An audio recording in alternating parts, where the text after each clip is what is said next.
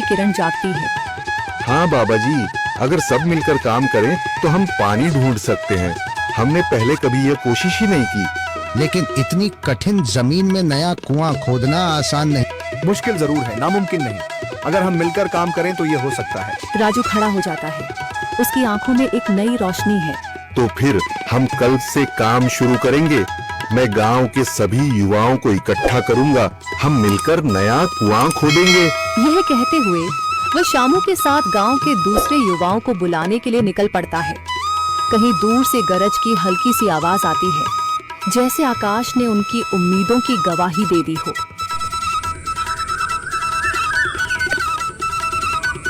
अगली सुबह राजू और शामू गांव के युवाओं को इकट्ठा करने निकल पड़े। चौधरी महेश की हवेली के सामने एक भीड़ जमा है। बाबा जी, संदरी, गांव के कुछ बुजुर्ग और किसान सभी मौजूद हैं। हम हाथ पर हाथ रखकर नहीं बैठ सकते। अगर अल्लाह ने हमें हिम्मत दी है तो हमें खुद पानी के लिए मेहनत करनी होगी। हम एक नया कुआं खोदेंगे। लेकिन राजू, क्या हमें यकीन है कि वहाँ पानी मिलेगा? बेटा, पानी जमीन के अंदर होता है, बस सही जगह खोदने की जरूरत है। हमने अपने बुजुर्गों से सुना था कि पुरानी नहर के पास जमीन नरम थी, शायद वहीं पानी हो। बाबा जी सही कह रहे हैं। अगर तुम सब यह काम करने के लिए तैयार हो तो मैं अपने कुछ मजदूर भेज सकता हूँ। धन्यवाद चौधरी जी, लेकिन हम सब खुद भी मेहनत करेंगे। यह हमारे गांव के अस्तित्व की लड़ाई है। संदरी, जो अब तक चुप थी, आगे बढ़ती है। हम औरतें भी पीछे नहीं रहेंगी। हम पानी लाने की व्यवस्था करेंगी, खाना बनाएंगी, ताकि तुम सब आराम से काम कर सको। यही हिम्मत चाहिए थी संदर। पूरा गांव एक नई उम्मीद के साथ कुआं खोदने की तैयारी में जुट जाता है। दूसरी ओर कुआं खोदने का काम शुरू हो चुका है। राजू, शामू और दूसरे युवा बेलचे चलाने लगते हैं।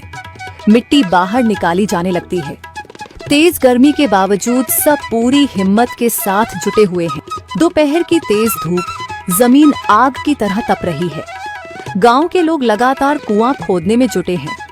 हाथ छिलने लगे हैं, माथे से पसीना बह रहा है, मगर किसी ने हार नहीं मानी। महिलाएं पानी और सत्तू लेकर आती हैं ताकि पुरुषों को कुछ राहत मिले। हमें और गहराई तक जाना होगा। अब तक सिर्फ सूखी मिट्टी और पत्थर ही निकल रहे हैं। राजू, यह बहुत कठिन काम है।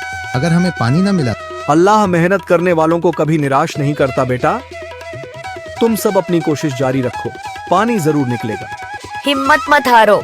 अगर अब रुक गए तो फिर कभी पानी नहीं मिलेगा। सभी फिर से जोश में आकर काम में जुट जाते हैं, मगर सूरज की तपिश बढ़ती जा रही है और कई लोगों की सांसें तेज चलने लगती हैं। तभी एक तरफ से रामलाल और उसके आदमी हंसते हुए आते हैं। अरे भाई, तुम्हें लगता है कि जमीन तुम पर रहम करेगी? हाँ हाँ, ना समझ लोग, ये सब बेकार की मेहनत है। रामलाल, हमारा हौसला मत तोड़ो। अगर तुम मदद नहीं कर सकते तो कम से कम मजाक भी मत उड़ाओ। मदद? हाँ, मैं अपने कुएं का पानी बेच सकता हूँ, मगर मुफ्त में नहीं दूंगा। राजू सब अनसुना कर फिर काम में लग जाता है। शाम होने लगती है, लेकिन अभी तक पानी का नामो निशान नहीं। कुछ लोग मायूस होकर पीछे हटने लगते हैं। राजू, शायद रामलाल सही कह रहा है, यह सब बेकार है। नहीं शामू, हमें हार नहीं माननी। अगर आज हार गए तो फिर कभी हिम्मत नहीं कर पाएंगे।